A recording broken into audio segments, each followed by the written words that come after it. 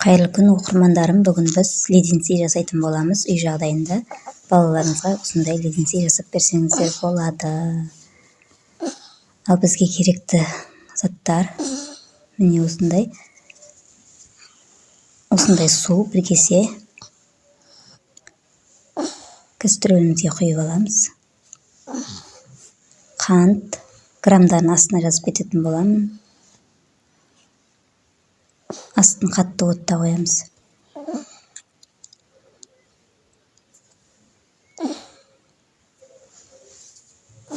Суу менен кантыбыз бирдей болуу керек.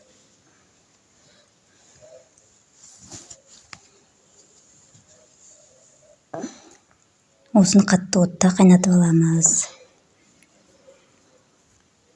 Ал ушундай катты кайнады. Энди бунун үстүнө сироп куятын боламыз. Глюкозный сироп куябыз. 2 касыктай. Столовый ложкадан куябыз. Міне салып жатырмын. Биринчи касыгым bir колумда камерага алсын. Кичкене мага кыйындау болуп тур.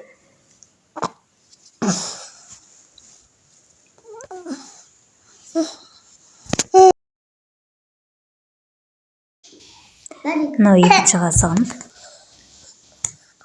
Осулай салып, бир аралаштырамыз да, кийин аралаштырмайбыз дайын болгончо.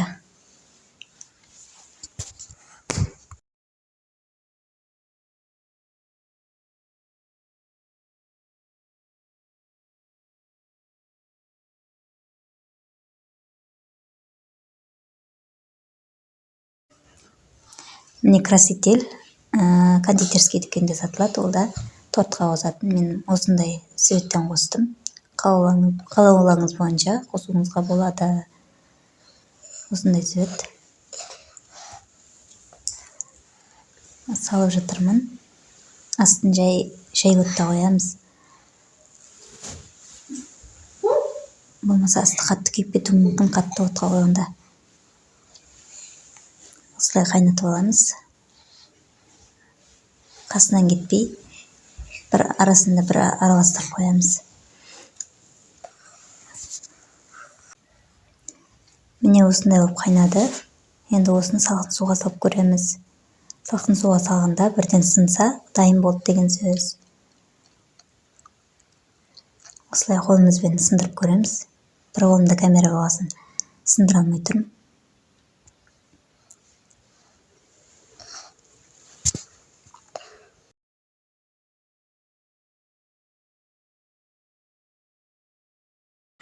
Міне дайын болду. Арнайы өзүнүн формаларына куюп аламыз. Формалар кондитерский дүкендерде сатылады. Осуну куйгандан кийин 30 минутка чейин козгомойбуз. Осулай куюп аламыз тез-тез.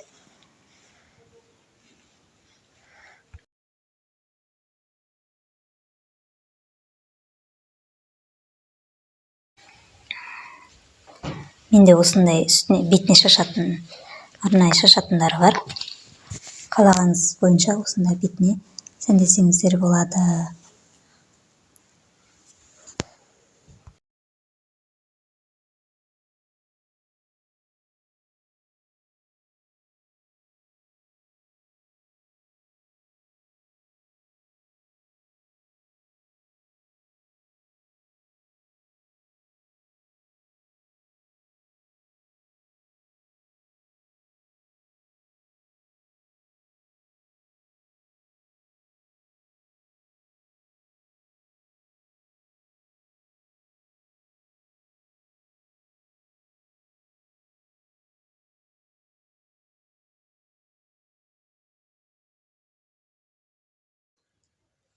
Міне уже катып каткан уже бизде дайын.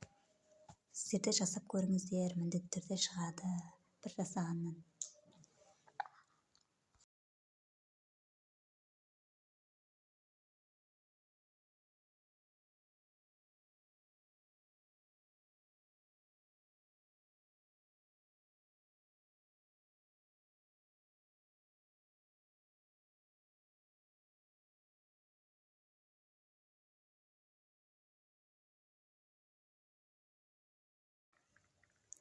Міне леденцийларымыз дайын болды.